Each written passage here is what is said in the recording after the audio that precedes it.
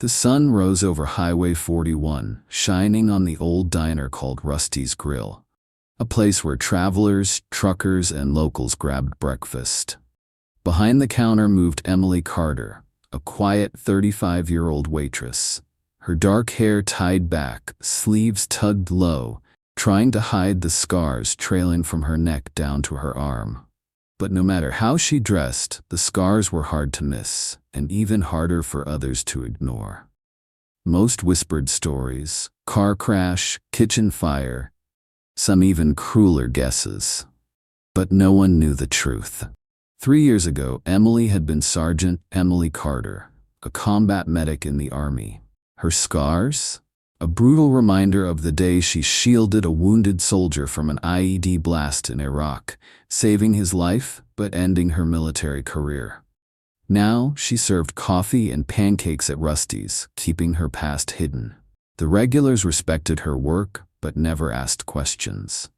That's how Emily liked it, until one day, a group of loud contractors started coming in. They laughed, teased, and made jokes about her scars every morning. "Hey, Scarface, don't spill coffee on me," sneered Rick, the ringleader. His buddies roared with laughter.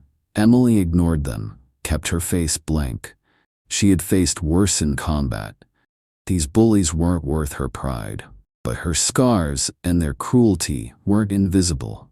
And soon, everything was about to change. Part 2.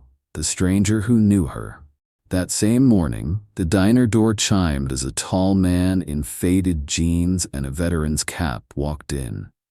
His eyes scanned the room, sharp and alert, the kind of awareness only years in the military could teach. His name was David Cole, a former Marine driving cross-country to clear his head and visit forgotten places. The moment he saw Emily, something tugged at his memory. The scars, the way she moved, calm, steady, aware of everything around her. He had seen that before, in battle zones. When Emily poured him coffee, her sleeve shifted just enough to reveal part of a faded military tattoo. David's heart skipped. He knew that tattoo. It belonged to the 3rd Infantry Division, 5th Brigade, one of the most decorated units from Iraq. His mind raced back to Baghdad, 2006, where an IED almost killed him. Through the chaos, blood, and smoke, he remembered a medic's voice, calm, professional, keeping him alive. Could it be her?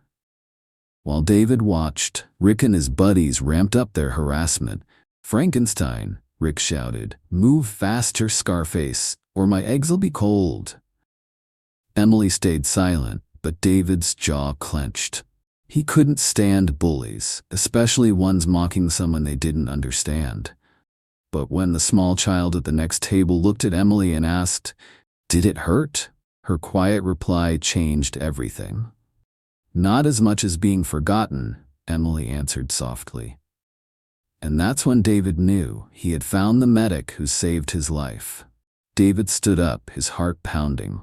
He approached Emily as she cleared Rick's table, still calm despite the cruelty. "Excuse me," David said, his voice steady but emotional.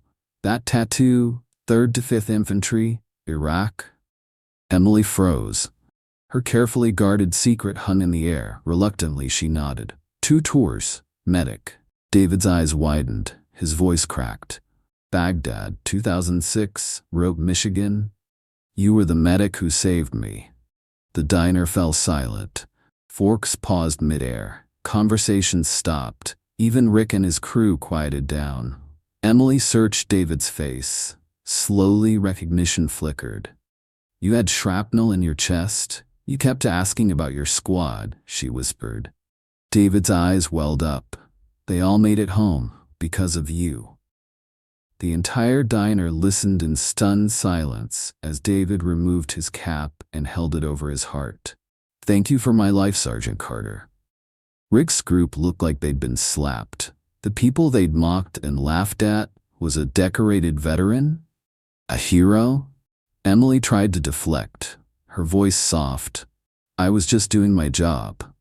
But David wasn't done. "Your job was to save lives under enemy fire. You ran toward danger when the rest of us ran for cover. That's not just a job. That's courage most people can't understand. Around the diner, guilt filled the air. People stared at their plates, ashamed they'd stayed silent all this time. The quiet in the diner was heavy, filled with regret and realization.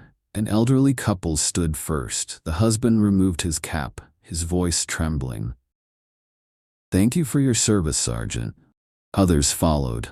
Heads nodded. Eyes softened. Even the manager, Tom, emerged from the kitchen, red-faced with guilt. "Emily," Tom said, voice firm, "take the rest of your shift off with pay. And from now on, anyone who disrespects you here is out. No warnings." Rick and his crew looked cornered, their arrogance gone. "We didn't know," Rick stammered. Emily's calm gaze cut straight through his excuses. Should it take a uniform to earn basic respect? The question hit hard. David stepped closer, his presence solid beside her. "You don't owe them or anyone an explanation, but they owe you their gratitude." Even the trucker at the counter, who had always kept his head down, finally looked up. "We should have stood up for you sooner." The room shifted. The walls of judgment that had isolated Emily for years began to crack. Her scars weren't shameful. They were the marks of bravery, of a medic who saved lives when it mattered most.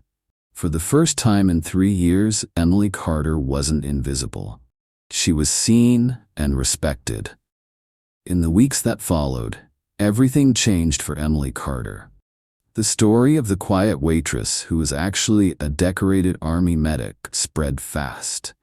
Veterans passing through Rusty's grill would stop to shake her hand, share stories, and thank her for her service. David Cole became a regular. Their bond, built in the chaos of Iraq, grew into a friendship based on respect and shared experiences. Even Rick and his crew changed. They organized a fundraiser for wounded veterans, raising thousands in Emily's honor. Their public apology wasn't just words. They meant it.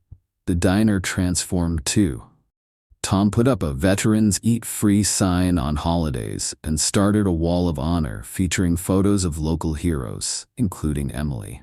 At first, the attention was overwhelming for Emily, but slowly she embraced it. Not for recognition, but to remind others. You never know what battles someone carries beneath the surface. Her scars, they no longer defined her past. They became symbols of her strength, sacrifice, and survival. For the first time since leaving the Army, Emily Carter stood tall, proud, and unafraid to be seen. She wasn't just a waitress. She was a medic, a survivor, a hero.